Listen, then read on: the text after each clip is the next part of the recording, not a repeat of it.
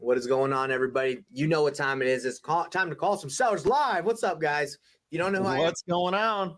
What's up? What's up, guys? So if you don't know who I am, my name is Nathan Payne. Been in the business for several years. Our goal is to help you do more deals, period, right? You're getting a lot of opportunities. If you're not getting a lot of opportunities, get more. And if you don't know what opportunity is, you need to know what it is. But our goal is to help you. That's my goal. Done a lot of deals. Want to help you do more. That's me. Nathan Valley, who are you? Yeah, guys, my name is Nathan Valley. Done a bunch of deals, bunch of different states. Probably the thing people have seen, if you have seen anything from me, was a while ago, I did a 30-day challenge to where I picked brand new market and did a deal, a $20,000 deal in 30 days by just spending about 2-3 hours a day, Monday through Friday, and with $0 in marketing. The reason why we're doing this, guys, is there's a lot of people out there struggling to wholesale real estate, and we don't want you to be one of them. Who are you, Lane? I'm Lane Peterson. How's everybody doing? I'm still rocking my Cinco de Mayo hat. It is still Mayo, so I got to get my money's worth. I am a nationwide wholesaler. I've been wholesaling for the last 15 years. Broke out, went national before COVID hit. And yeah, I've been buying virtual for quite a few years now. I love it. So guys, that's who we are. Just so if you're like, why am I listening to these jabronis? They don't know anything. That's so you guys know, where we're coming from. Our plan today is to call some sellers live. We have a sub 2 deal that we're going to break down. Lane actually got it 2 weeks ago on our first call where we were doing this, negotiated it. We're going to break it down for you guys live. Yeah, on this call. Yeah, 2 weeks ago on this specific call we do every Thursday. So we're going to break it down. I'm going to bust out my spreadsheets, show you guys. We're going to see if it's a deal or not a deal. It's a good deal. And that's our plan. And our promise is we make calls. Okay, so it's not just us yapping the whole time. We're going to make some calls. Let's go right into it. Lane, do you want to kind of explain while I pull up my spreadsheet what the scenario of the deal? Like, what's the story? Yeah, for sure. This was an inbound lead. Now, everybody, you got to know the difference between inbound and outbound. So somebody went online. I don't know what they Googled, but they Googled sell my house, sell it cash, sell it fast, whatever. They found one of my web forms, one of my landing pages, filled out some information. The lead came to me. So that's an inbound lead, right? So that's a very warm lead, about the warmest you can get when they're coming to you to sell their home. So this one came in. Francisco is his name, just outside of Atlanta, your hometown, Mr. Payne. That's it. And he was on the MLS. So he was active with a realtor. He had bought this house only about 3 years ago. So not that long ago. The person that he bought it from had already rehabbed it, had already fixed it up, and then he got a job transfer. So he got a job transfer. He had to go. The house wasn't selling. It was sitting there. It fell in and out of escrow. So he was getting super frustrated. And I was talking to him. I was like, listen, I can make you a cash offer, but it's going to be a little bit less than what you paid for it. So, that didn't make sense. He didn't want to come to the table having to write a check to close this house. So I rolled into asking him if he's ever heard about selling his house on terms, seller finance, sub 2. Didn't know anything about it, explained it to him. Listen, you have a 3% mortgage in place is what I told him. I said, that is a very, very valuable loan. Nobody can get a loan like that. I don't even know if I'm going to be able to see a loan like that for the rest of my days. Maybe we will if the whole country gets the flu again and the government wants to start printing money. That's the only way that's the only reason we saw those interest rates. The whole country got the flu and the government printed money. So I said, you have a very valuable loan. I want that loan. I can pay you your asking price, but the caveat is that loan is going to stay in place. And your equity, I'm going to pay you out over time. He's like, okay, I just need a little bit of cash in my pocket. And I said, okay, how much cash do you need? And he's like, I would love 15. I said, how about I give you 20? So I'm giving him $20,000 down. I'm taking over his FHA loan at 3%. And he's happy. Gets him on his way, gets some cash in his pocket. I buy the home. So let's run through the numbers. Let's do it. Okay, guys. So what I'm going to show you right now is called the Painless Offer Calculator. Lane's got that calculator on his desk from Walmart. I like you. Show him. This thing gets the same numbers as your spreadsheet. It's true, man. You're right. Hey, and fun fact, guys, just kind of proof there. If you're sitting here being like, oh my gosh, I can't do deals because I don't have the Painless calculator. Lane is here as proof, guys. You can use whatever you got. You're dang right. But you got to know your numbers. You got to know your numbers, right? That's right. All right, so let me share my my screen so you guys can my tab so you guys can see what's going on. All right, so let's run through these numbers. So this is the creative offer analyzer. Okay, we're gonna see cash. What's the cash on cash return after we throw in the numbers? We're gonna see what this thing looks like. All right, so Lane, what is the purchase price that we're looking at on this thing? $300,000. Okay. And how much money down? Is this what you're getting it for? Is this what you were this is I want to do the numbers of what you're getting it for, just if you were to this keep is it. it. Okay. Yeah, this is it. Okay. So 300,000, I'm giving him $20,000 down. Okay, so that's 6.7% down from the purchase price. Well, according to this, let's see. Yeah. Okay, 6.7%. All right. So what is the loan amount? Do you I know? should have had that in front of me. Yep, I It's all do. good. Hold on. Because I think it was like 225, wasn't it? So 235, just 235 even. It's 235, 198, but just, 235 even. And then he's at a 3% interest rate, correct? 3%, 1,700 PITI. So his monthly payment, according to this, is 704. But then you're saying he's got interest and taxes and interest, right? Yeah, taxes and insurance. Taxes and insurance. Okay, so then are you doing a balloon payment, or are you are you doing a balloon on this one? So I'm doing a balloon for his equity, Okay. but not for the loan. The loan I'm going to keep in place for the duration of that loan, which we always do. Okay, gotcha. But All he's got significant equity there between 235 and 300,000. Are you doing are you doing any interest only payments to him? Nope. This was a pretty good deal. I was able to get him to carry his equity at 0%, 0 payments, due full and payable at 10 years. Okay, gotcha. So let me go over here. This is where the expenses come in to see if this is a good deal. Just real quick, Lane, can you kind of break that down? What exactly does that mean for people watching? So if I have a purchase price of $300,000 and his loan is $235,000, so there's $65,000 of equity that he is owed, right? Yep. I'm going to give him $20,000 at close. So he is going to do a carry for $45,000. But I don't have to pay him that $45,000 until 10 years, nor do I have to make payments on it. And why would he do, or I guess you can either answer, why would he do something like that? Why would that be in his best interest? Or more specifically, how are you able to frame that to him in the conversation? So we'll get into that, but he has a little bit of a higher payment because he did not put homeowner's insurance on this home, and his lender penalized him for that and put a very high risk policy on the home. And so instead of only 1,700 PITI, it actually bumped him to $2,000 a month. But I'm going to get a new policy on that. I'm going to get it back down to 1,700. But because there's not hardly any cash flow, and because it's eating at him every single month, and because he needs to close quick because he can't afford these payments at all, those are the terms we were able to reach because of because of his terms. I was able to kind of negotiate the price pretty well. Because I'm running this like it with the interest rate at 3%. Like his payment should be extremely low. So he's getting, according to this, he's getting wrecked. Really because of that, it's called a high risk policy that the lender is going to put on you if you don't put homeowners insurance on the home. And he was just, I don't know if he was just lazy and he wasn't doing it, but he definitely got penalized for it. So his payment one more time is every month. What is it? It's right about $2,000 because of that insurance policy. All right, let me go back to sharing my screen really quick.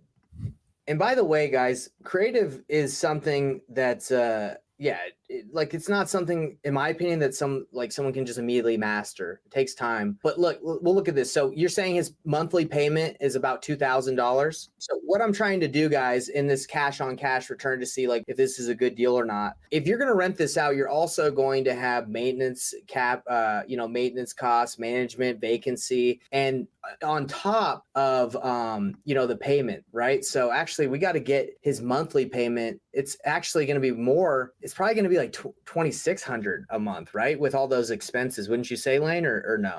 No, that's everything included. The 2,000 is PITI, so that's property. No, but if you're going to rent it out, and if you're going to like buy it and to rent it out, you would also have to take into account, management, vacancy, maintenance costs, correct? Yeah, that would come off of your total gross rent. Right. So what is the total rent on this property? Like what would you be able to rent it for? 2,450.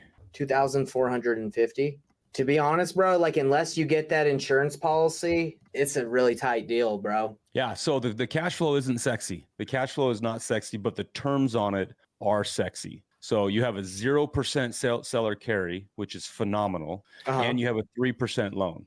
So those are things that people really, really love because 3% is great without the insurance crushing and them. you got to understand, like, we're in the wholesale business, right? We're helping this individual solve their problem, but also I'm going to wholesale this to somebody that this really makes sense for, because the reason the wealthy buy rental properties is why? Appreciation. It's for that big Depreciation, payoff 30 years later. depreciation and appreciation, right? It's not about the cash flow. Anybody that is wealthy that has a business that's just spitting out cash, whatever it may be, you know, Amazon or a tech company or whatever, they need to offset their income with taxes, and buying real estate is the best way to do that. So they're not really concerned about the cash flow on it, right?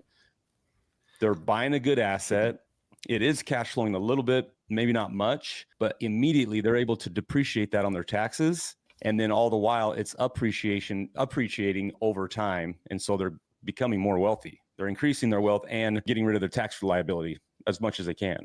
Of course. No, I agree.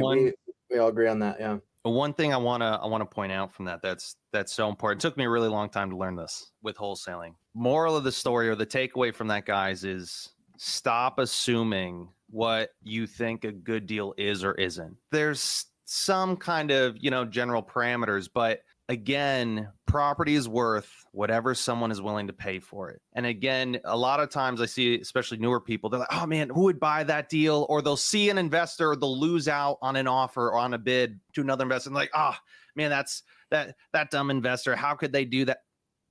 No, the investor, they're probably a big time investor. We do it all the time. We sold a deal a little while ago to where I think we told the story recently. We had offers where they were coming in around 160, 170. The guy we sold it to paid 250. It's not because he's just some newbie that has no idea what he's doing. They're a massive company. They flip hundreds of homes a year, rehabs. So sometimes people are just playing a different game than you might be realizing. So don't assume too much. And the simplest thing you can do, guys, is when you have the most important piece, a motivated seller, right? Figure out what's the best possible terms and solution that I can get in place. And then I can just ask a buyer, hey, are you able to make this work? Is this a good price for you? What are you willing to pay? We sell a lot of deals, man, because a lot of the time we sell deals that leave we're scratching our heads and we're like, I don't know how that dude's making that work. Unfortunately. Yeah, and it's always good. It's always good. Like, I know you guys talk about this a lot. Know your buyers, know what they want. Like a lot of people do reverse wholesaling. Reverse wholesaling is you go out and you find the buyer first. You know what their criteria is, you know what they're looking for, and then you go find them a property that meets their criteria, right? I've been in the game long enough. I kind of know what the sub 2 wholesale market will bear, and I know this property is valuable to that type of buyer. Right, now, the cash flow is not sexy. The cash flow on this deal is not sexy, especially if that insurance, that high risk insurance, has to stay in place. But I know it doesn't. I'm going to go get a new policy. I'm going to get that payment down to $1,700 a month, and it rents for $2,450. That is going to make sense, even with your property management, all your expenses and everything else involved, your vacancies. So that for me, and that's how I was able to negotiate with him the 0 payments to his carry. Because the cash flow is not on $2,000 a month payment. The cash flow is not there. And I explained to him, I said, listen, Francisco, there's not any room there to pay you per month. I'll be going backwards quick. I'm not in the business to write checks every month. So this has to make sense for both sides. It just makes, I think you could even get it less than 17, right? If it's a 3% on a house that's worth, the loan is like 225, like it should be less than 1,700 a month with the new policy, don't you think? I think it's going to be right in there just with the taxes of that property. I think it's going to be right in there. Okay. Either way.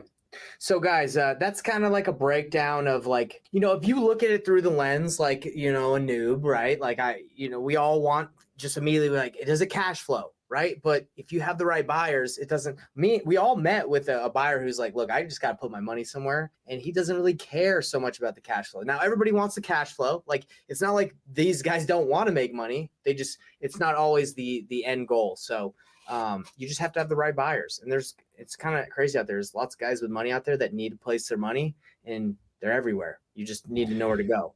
Yeah, people don't understand how much you save or how much a wealthy person saves on their taxes by buying a piece of real estate. Nathan, Payne, if you want to do the math right behind you, if you bought a house for $400,000 So say I bought a house for 400,000. The government is going to take 80% of 400,000 because they factor 20% of that is land. You can't depreciate the land.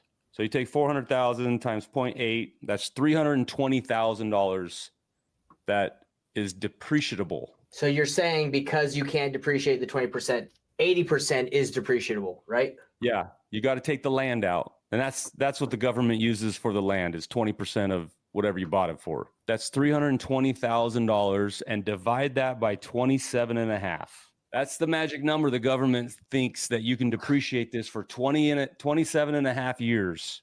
Who knows how they came up with that number, but I know in 27 and a half years, my house is still going to be standing, but they let me depreciate the entire thing. That is $11,636, Nathan. Let me do the math. Okay, 27.5. I'm actually going to do the long way, dog. I'm just kidding. I ain't going to do Well, it's 11,636 with my Walmart calculator, so you can do it the long way all you want. 636. 636. And you're saying that's how much you can depreciate off of your taxes? Per year. Per year. Here's the cool part. They let you do accelerated depreciation. So how many years? You can do it 5, right? And a half. You can collect it all? No. Sorry. That's how we got to. Yeah, that's how we got here. I think they let you do, isn't it 5 years they allow you to depreciate? Or I can't remember when you do accelerated depreciation. 7. 7? Okay. So you times that by 7. What you got on the Walmart? 81,454. So if I at the end of the year and I owe $100,000 to the IRS in taxes, why don't I just go buy this sub 2 deal that's $300,000? I'm only putting $20,000 out of my own pocket because that's how much the down payment is. They don't care about that. I'm saving $81,000 in taxes by buying that property. And they don't care about how much you put down on the property. They just care about what the value of the property is, correct? Yep. They just care about the value. It's just like if you bought an SUV to offset your taxes at the end of the year, but you got a loan on it. You can still depreciate the entire value of that SUV or that truck that you bought. Amazing. That's how that's the calculation the government uses for you to depreciate a house. And that is why the wealthy buy real estate. You're telling me someone just saved $81,000 by doing accelerated depreciation on like this year, for example, on one property? On one property. Now, we also have to say that they also cannot sell that property and like within 6 months. This is all deferred. All deferred. So if you go and sell that, the government's going to want the money back that you took. Of course. But so the wealthy, they don't sell nothing. They don't sell anything. They keep it and they just get more wealthy and more wealthy. And then they go take a loan out on it and go buy more properties and depreciate more and keep getting more wealthy and more wealthy. Now, let me ask you a question about that really quick, and then we'll get some calls. This is on a sub 2 deal, but you're able to depreciate that property. Is that seller able to take that too, depreciate his property as well, or no? No, you both can't. Okay. No, so you have to have that conversation with the seller and be like, bro, I'm getting the tax benefits, or is it because you bought it, you get to do it, and they don't. You bought it. You're on title. You own that house. They sold it. Okay. Yep, they sold it. Do you know how that works on a contract for deed when you aren't on title? I'm not going to get into tax implications. I'm not an accountant or a lawyer, so. All right. Great. I think whoever is paying the interest gets the tax benefit. Okay. That's a good model. Now, everybody, I hope this has been helpful to show you guys that you don't need necessarily to make like an amazing cash flowing deal. Like personally, I want cash flowing deals right now. Like I'm not in a position where I need to buy a bunch of rentals that aren't that good of deals, in my opinion, to offset my taxes. That's just not where I'm at right now. Yeah, build your cash machine. Build your cash machine first, right? Yeah. Have a tax problem, then start buying rentals. But make sure you got a tax problem first. That's and that's honestly, we had that conversation with that our team yesterday. There's a lot of guys that have tax problems, and basically we solved that problem by giving them these kind of opportunities. So anyway, great. Anything you guys want to say before we hop into some calls? That was really good. Thank you, Lane. Actually, I haven't really dived too much into this stuff. I just haven't ever really learned it. So thank you, bro. One thing I wanted to point out back to I just look at real estate in a really, really simple lens. For anybody that like, if your eyes glazed over a little bit, it's okay. I'm one of those people too. It's all right if you didn't follow all of that. If you're like, oh my gosh, do I need to like understand every step? No, you will one day, or we when we get to where Lane is. But if where you're at right now, if you're like, oh my gosh, what does this mean? All you really need to understand to be able to crush it in wholesaling is he had a motivated seller. He has a motivated seller with a problem that he can solve. And then by having the right conversation, was able to just say, hey, well, this is the only option that we can potentially do. Do you want to do it?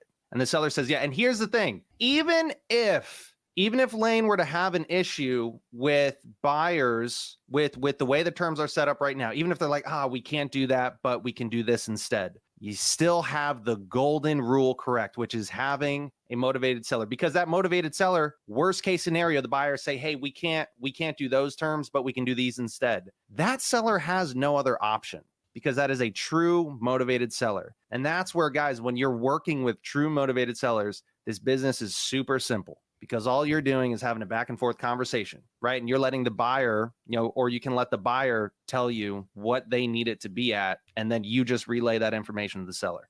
So you don't need to kind of overthink things. It's good to learn all of this stuff over time, but if you don't understand all of that right now, that's totally okay. We're looking for motivated sellers, problems we can solve. Yeah, and it's honestly kind of cool as you get deeper into this, guys, the amount of more deals you can do and squeeze out when you have these tools in your tool belt, arrows in your quiver. So don't get overwhelmed, but just know if someone needs to sell, there's a solution. Okay, there's a way to make it happen. So anyway, that's the first thing. You get a motivated seller. I mean, that's the first step, right? And there's price and there's terms, right? If they set the price, I can pay whatever price anybody wants, as long as they give me the right terms, right? I'm like, no, you can't. What if they want $1 million for a house that's only worth 300? I could do it. You take $1 million, I'll pay $1 a day or $1 a week. I can pay $1 million for that house. You can pay whatever price. If they set the price, you set the terms. If they set the terms, like my seller here in Atlanta, hey, I need to be out. I need to be out like yesterday, and I need to go and whatever. Okay, for those terms, here's what I can do. I can put 20 grand in your pocket, and I need, your equity spread over 10 years. So you just have to know that, like, if they set the price, you can get to the price as long as you get the right terms. Yeah, they don't get to get the price and to get their money now. That's right. That's why you have terms, right? Yeah, you can't get both, best of both worlds. worlds. You need it to, or whatever the saying is. Yep. Have your cake and eat it too.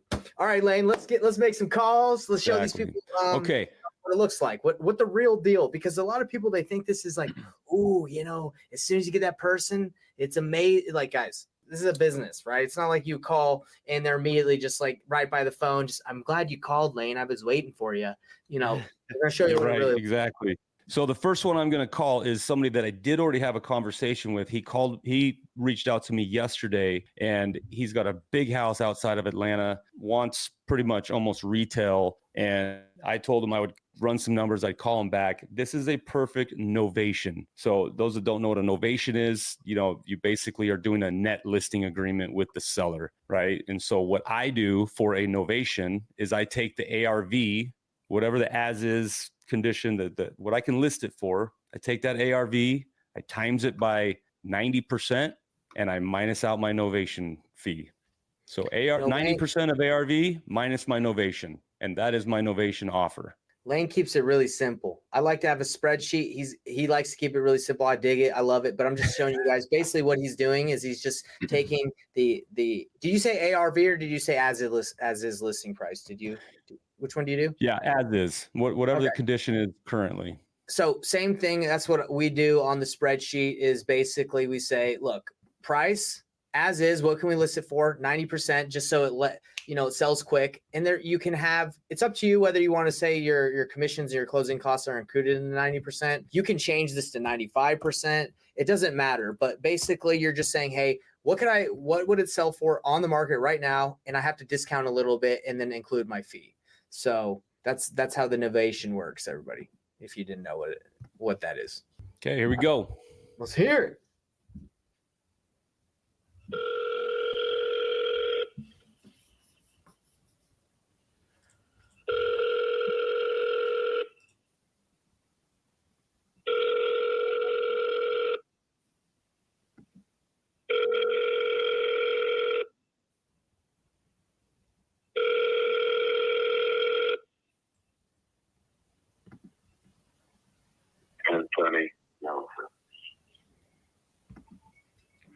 All right. Just so everybody, Anthony Miller sounded my like a robot. when Lane calls and when I call, when any of us call, it's 3 calls. Why? Back to back to back. Hello. Hello, Aston. This is Lane from yesterday. How are you? Okay. Good. Hey, thanks for taking my call. Did I catch you at a good time? Yeah. What was it again from yesterday? You and I were talking about your home. You're wanting to get it sold. You guys are wanting to downsize. You got too much room, too many bedrooms. All right. Can you call me back? Because I'm using my phone as a GPS right now. Can you call me back? Okay. Save the number. This is Lane, right? This is Lane. Yeah. When do you want me to call you? Call me about half an hour. Okay. Sounds good. Thank you. All right. We're not getting anywhere with him, but I like it. Let's talk about that guy really quick. You crushed it. You said, "Hey man, I catch you at a bad time," and basically he's like, "Call me an hour. I'm on the John." You know, whatever he's doing. But basically, you that was good. Because imagine if you just would have went into that, he wouldn't have been. he was using his really... phone as GPS. Okay, there it is. That's because I made that mistake I made that mistake the other day, Nathan Payne. You know, you called me out. I had a conversation with the lady. She sounded like she was like rushed, and I didn't ask that question, and so the whole conversation just ended up being a little bit rushed. So I appreciate you pointing that out. Nailed it, man. Now when you get to talk to him in an hour, it's gonna be solid and smooth. Now, just to let you guys know, my radar, my spider sense is immediately, Lane, when you're saying, "Hey, he's got too many rooms, he wants to move out," like that's just like not motivated, right? Like that's not saying you're not doing a good job, but just for us, like so everyone can watch this. It's like if someone wants to move, just from my experience, and it's because they want to downsize or get a bigger house, it's usually someone that's not going to accept a cash offer. So you have, that's why Lane's like, "Hey, we're going novation option on this one," because the motivation for a low cash offer for someone that wants to upgrade or downgrade, it's usually not enough. Would you say? Would you agree, Lane? Yeah, and I quickly explained that because I already did have a conversation with him yesterday, and I kind of hit him with where my cash offer would be because he started at 470. I said, "Hey, I'm not even going to get to 400, so we're a ways off," and then he quickly came down to 450. And we had a great conversation. The house is big. It's got a lot of bedrooms. And that's why I was throwing it out there so that he remembered who I was. But now the phone call is, "Hey, I can get to your 450, but it's in this other program that we have. It takes a little bit more time, but I can get to your number." And then I go into the explanation of what a novation is, which, by the way, I never use the word novation because nobody knows what that is. Nope. I call it, I either call it our accelerated program or I call it kind of just our white glove experience, you know, and I explained to them, and we have to be upfront and tell them, I said, "Hey, I can get to that number. It's just going to take us a little bit more time. I'm going to stick my marketing department on it. You know, we're super good at marketing. I'm going to stick my team of realtors and my investors because I have tons of investors that are looking for houses, and we are going to put it on the open market,"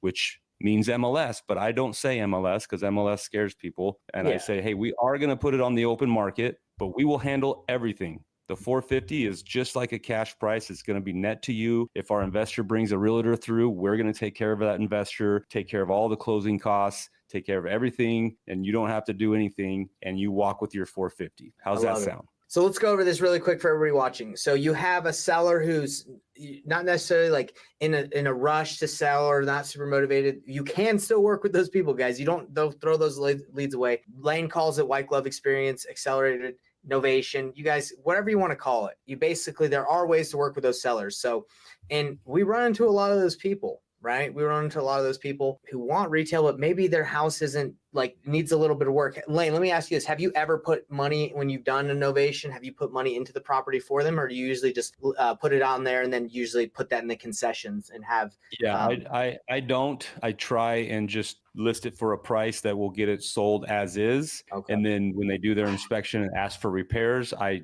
give either a concession instead of having to do the work. Yeah. Agreed. Same here. Well, one time I cleaned up the place to make it look better. It's like $1,000. Oh, 100%. Yeah. I almost don't even give them an option of that. I'm having professional cleaners come through. You have, because in new pictures taking, because a lot of, oh yeah.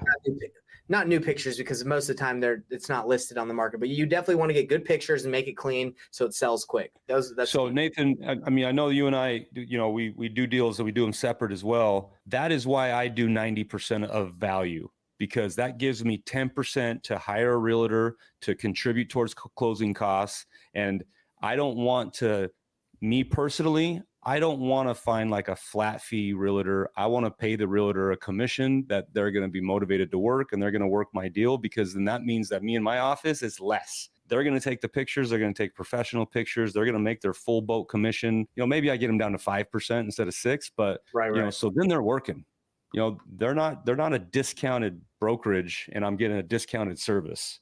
So you hire a legit agent versus you're using brokerlist.com where it's $99 and you do the whole thing yourself. Yep.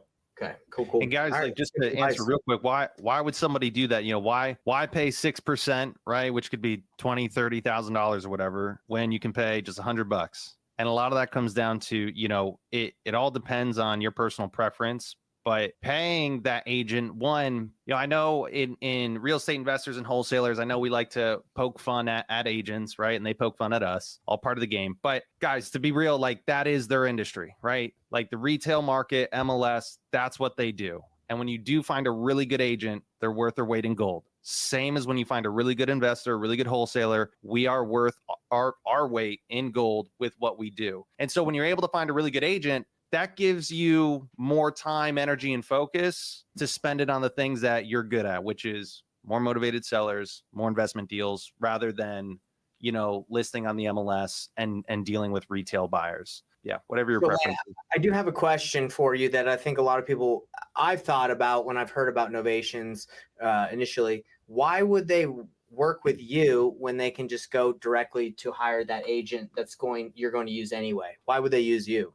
Yeah, and it's a good question. And one thing that I always try and do is, and that's kind of a barrier that we as wholesalers put up for ourselves, is we try and put ourselves in the situation of the seller and ask us, like, why would I do that? When really that's like kind of like number one rule. Don't ever do that, because you don't know why. You're right. I mean, sometimes they don't live there and they don't want anything to do with it. Sometimes they don't like dealing with people and they would love to have the white glove experience, because when you do a novation, you are getting power of attorney to sign their listing docs, to negotiate price, to deal with all the realtors, to deal with the inspectors, to deal with the appraisers. I mean, people just do not like to do that. And so for them to just have their guaranteed $450,000 is, you know, it's very relieving. And so a lot of times it just works for people. Gotcha.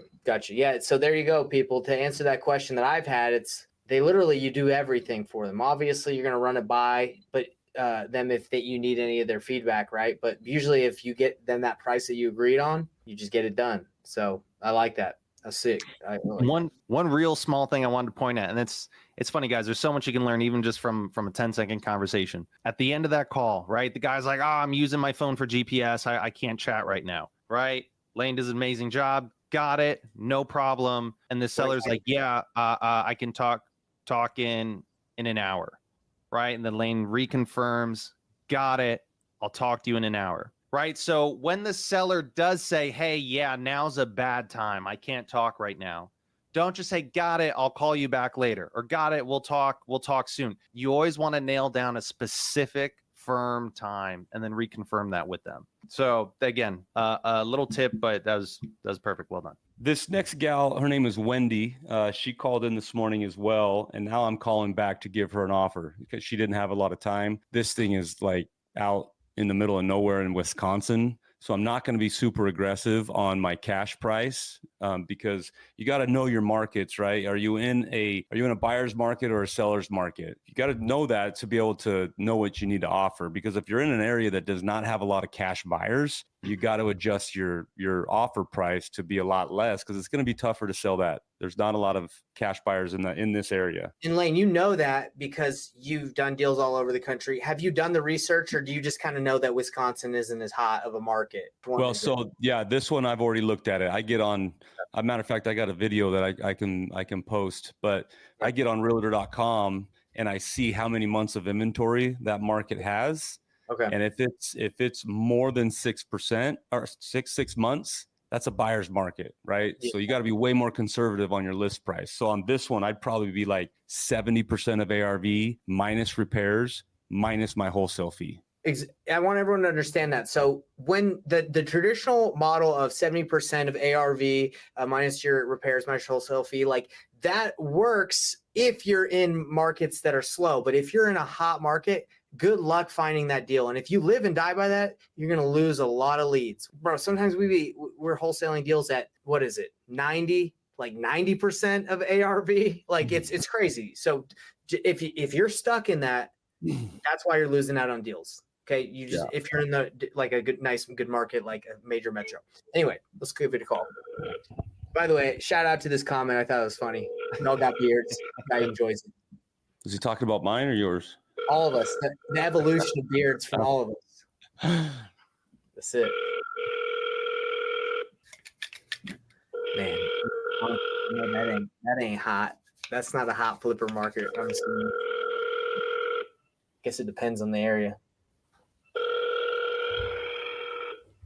Your call has been forwarded to. We're gonna get somebody here.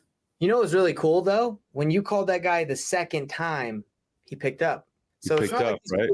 They don't. It's not like they don't have their phone glued to their forehead or their hand. They got it. You just got to demand their time and get them off of Instagram or whatever the heck they're doing on that phone.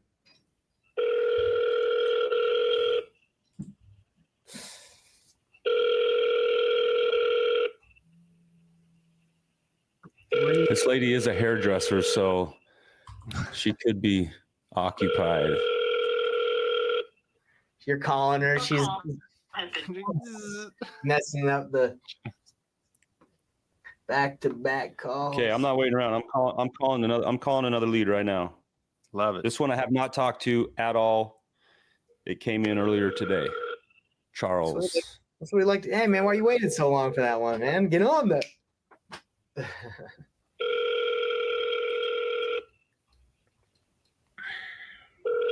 Freaking Charles. Your call has been forwarded to voicemail. Oh, come on, Charles. We're calling you again. We ain't letting you off the hook, Charles. Now, guys, one of the biggest mistakes I see newer people make is they'll call once, no voicemail, no text, and they'll do that maybe twice a week. Call 2 to 3 times, To voicemail. back to back to back, right? And call them 2 to 3 times, 2 to 3 times a day. Hi, is this Victor? Yeah, how can I help you? Victor, my name is Lane. I appreciate you taking my phone call. I was calling because you had submitted a property of yours on one of our websites that you may be looking to sell. Oh, that's not true. Thank you for Oh, your time. okay. Well, I apologize for that. So that's an interesting situation is I just started dialing, right? Because I wanted somebody to answer. A lot of times I get what we call address only leads. Somebody went to my website, somebody entered an address, and then they stopped and then they left and they went and they didn't finish. They didn't put in their name, their phone number and all that. So I will take that address and I will go and skip trace it. And I'll still call that person because there is a reason they went to my site. They're looking to sell. Something's going on. So this guy just denied that he never submitted his property, and he might not have. His neighbor could have done it or somebody doing it as a joke. There was a couple things that were really good, even in those 5 seconds, guys. There's a lot to take away. So one, it's subtle, but if you guys notice when he said, what was the seller's name again? Victor, right? Victor. He goes, hey, Victor, pause. He paused and you hold that. Guys, silence is one of the best tools you can use in negotiating or having a conversation in general. He waits for the guy to respond. And then the other thing is this seller didn't really give any opportunity for it, but there will be times to where they're like, oh no, I'm not interested in seller. Like, no, wrong address or wrong person. Oh, try to like jump in and cut them up. And again, this isn't for you, Lane, that like the seller just hung up the phone. But a lot of times, guys, when you're making these calls, you'll have a split second to where you can jump in and kind of cut the seller. Be like, oh wait, so you don't own the house here on 123 Main Street, and you just want to reconfirm, right? And a lot of times they will reconfirm and just say, yeah, no, that's not my address. It's like, oh, okay, God, I'm so sorry about that. Right. But now you know 100% this is the wrong person. Or what happens is like, yeah, that's my address, but I'm not interested in selling. I'm like, okay, got it. Well, that's so weird because somebody filled out a form with this address. I don't know. Is it Could it be a family member or someone else? Right? Because sometimes, again, like you said, someone could have filled it out and then they start kind of second guessing, like, do I want to sell it right now? Right? And you just kind of want to understand, is this just wrong information and I need to get this kind of lead out of my system, out of my CRM? Or is it, no, this is a lead. They just might be a little cold right now, and we want to keep them in our system and keep following up. And then also confirm that we have the right person and the right information. Yeah, I agree. And I love what you said. I actually talked to sellers who, like, they've had problems with their neighbors and like disputes. So a neighbor will fill out their information on my site, on multiple people's sites, knowing that they're going to get blasted. So it does happen. It does happen. That's so All right. Well, I think we're going overtime here. So I appreciate it, guys. Hopefully we were able to drop some nuggets here and teach a little something. Yeah, of course. What I always try and pride myself in is I'm in the business to help people, and I want to be able to help them in every way possible. They're calling me for a reason. Something is going on. They want to sell their house.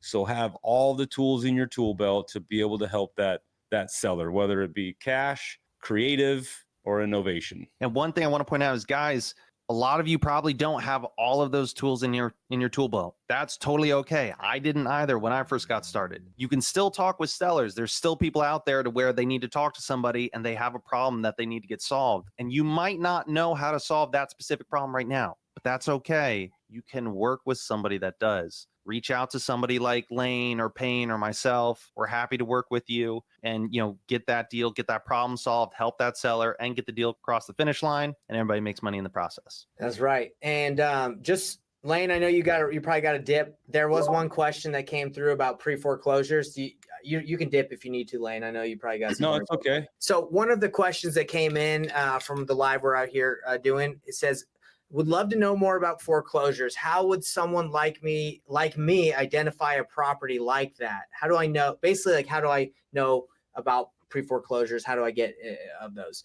So I just want to say there's foreclosure and there's pre-foreclosure. There's notice of default. What do you call those in Arizona? NOT, notice of trustee sale. Notice of trustee, right? So notice of default, notice of trustee, pre-foreclosure. Those are the ones you're looking to work with. You're looking to work with those people that have not been foreclosed on. Once it's been foreclosed on, it's owned by the bank. And that's a different, you don't wholesale those unless you own them. I know there's some tricky ways that you can do it, but like you want to find those NOTs, NODs, pre-foreclosures. You find those lists. You can find them on batch leads. You can find them on any different services. Now, when it gets to batch leads, it gets to Privy, it gets to any of these softwares, it can be a little late to the party depending on the county and the area, right? It all depends on the United States. But I get mine directly from my title company that gets it immediately. Right. So it depends how you want to get it. Lane, I don't know how you do in AZ, but I get it from my title company for free. And then we skip trace them and it's fresh versus waiting till it hits a service that, maybe might be a week behind. I don't know. Lane, you don't want to talk Same about that? thing. In Arizona, it's pretty easy because everything is public. So as soon as a individual is served with their foreclosure paperwork, it's filed with the county, it's filed with the state. And so the information here in Arizona is pretty readily available. You just go search the county tax records. But if you're wanting to do it more on a nationwide basis in other markets, you got to know how to get them in those markets. It's not just, easy by searching a website or something. Each county in the United States is different. Yeah. So I want to say to everybody, each county in the United States is different. So you just got to know where you're doing deals. So each county is different. So yeah, that's pretty much it. That's enough for that's enough. We've kind of gone over, but hey, I love doing these calls with Lane. I love doing them with Nathan. If you guys enjoy these, do us a favor, like these videos wherever you're watching, because it tells the algorithm, hey, these guys, like we appreciate, I'm learning. It means a lot to us. Like it and then subscribe. I know you're watching it. Lane's got a YouTube channel. I got a YouTube channel. Nathan's got a YouTube channel. If you guys want to support us, great. We're going to keep doing this because this is what we love to do. You guys have anything you want to say before we dip? Lane crushing on the phone as always, guys. A lot of good stuff to take away from today, and we'll see you all next week. Let's go. Later, everybody. Hey, everybody. What's up? It's Nathan Payne. And for the first time ever, we just released this insane training bundle that has literally everything that I've learned from doing a combined 4,000 deals in real estate, all from starting with absolutely no previous business background experience or any real estate experience. Plus, there's over $19,000 worth of free gifts that we're throwing in, all for an insanely low price. If you want to get your hands on this, be sure to click the first link on the description below right now.